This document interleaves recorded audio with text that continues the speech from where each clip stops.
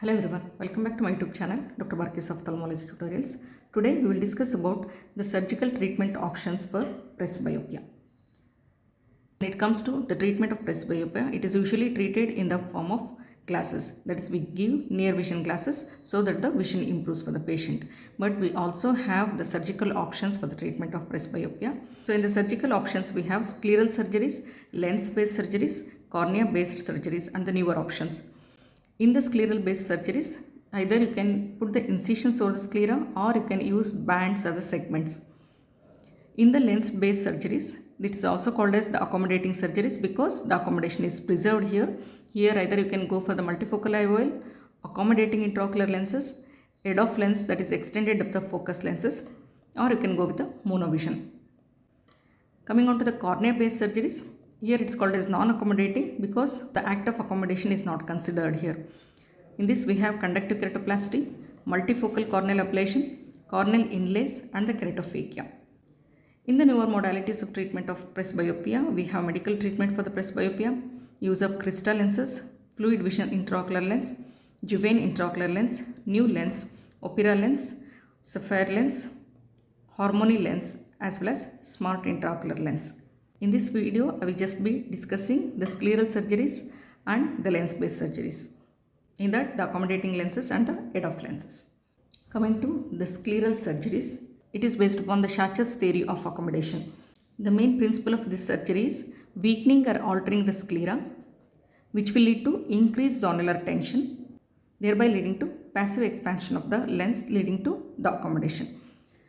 The procedure which we do, it's called as anterior ciliary sclerotomy, that is ACS. Here the incisions are placed over the sclera in the ciliary body region. The incision length is usually 4 mm. With a gap of 2 mm, we place 2 incisions, which is almost 0.5 mm away from the limbus, and 80% depth of the sclera is entered.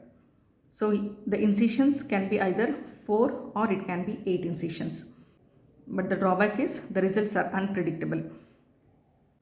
Instead of the incisions, you can also use the scleral expansion bands here.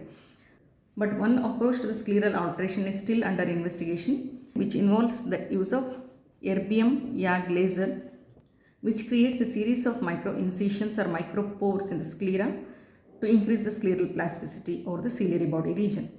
All the ideal candidates for this scleral surgery.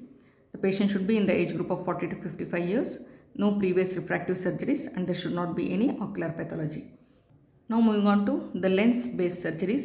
As I told, in this we have multifocal intraocular lenses, accommodating intraocular lenses, EDOF lenses and the monovision. Multifocal lenses I will be discussing in the separate video. So now moving on to the accommodating intraocular lenses. These are called as accommodating procedures because the accommodation is preserved here. So these accommodating intraocular lenses restore the significant amount of true accommodation which is there. The mechanism is because of the anterior displacement of the optic of the IOL, which will lead to improved near vision. Apart from the intraocular lens which is shown here, there are so many other factors which will influence the outcome, like the pupil size, whether the patient has visceral astigmatism, mild myopia, and the total amount of the movement of the IOL optic. This is one example of the accommodating intraocular lens which has the central optic.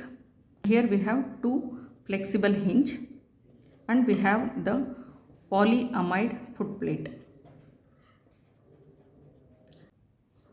So the mechanism which is explained here is because of the ciliary body contraction, the ciliary muscle contraction, there is forward displacement of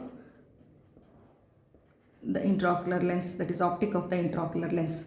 That will lead to increased effective IOL power, thereby improving the near vision. Okay. So the effective improvement in the near vision, what we get finally, is dependent upon the amount of movement of the lens, okay, as well as the base power of the lens what we have placed. So as the posterior capsule stiffens with the age, the movement will decrease and hence the effect can also decrease. So this is about the accommodating intraocular lens. Next, moving on to the EDOF lens or the extended depth of focus lens. Here, instead of creating a single focal point, the single focal point itself is elongated, thereby giving a range of vision which will cover all the distances like distant, intermediate and the near vision. So this works by creating a single elongated focal point to enhance the range of vision or the depth of focus.